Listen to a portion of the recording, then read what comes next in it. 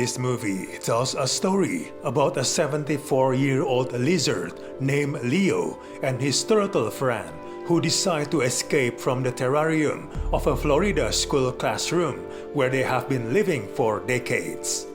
It's an animated feature-length musical about a classroom pet who feels like he's running out of time to make a difference in the world.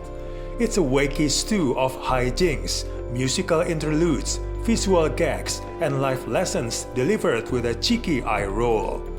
This movie is a frustrating experience as the movie is unable to materialize its potential. It's not really funny, the story is rather weak, and the script is uneven at best. This is an uncomplicated movie that tells kids to talk about their problems and adults to listen attentively and be genuinely helpful.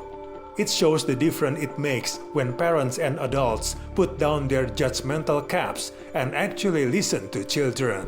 This message is really simplistic, as like many of the parenting philosophies it mocks, this movie works better in theory than in practice. This film has a subplot about the importance of studying, but apparently it doesn't think the audience is actually going to do any of it.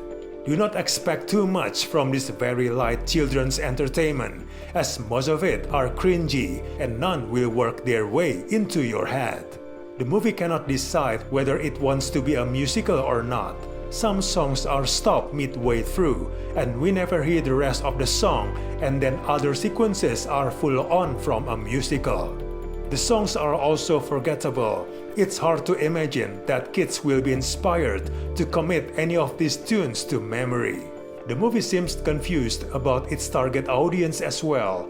The script doesn't really fire enough power to appeal to both crowds at the same time.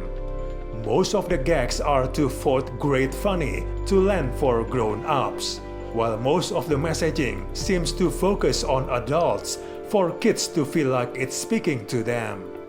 There are some kids' characters that we just don't get to know well enough.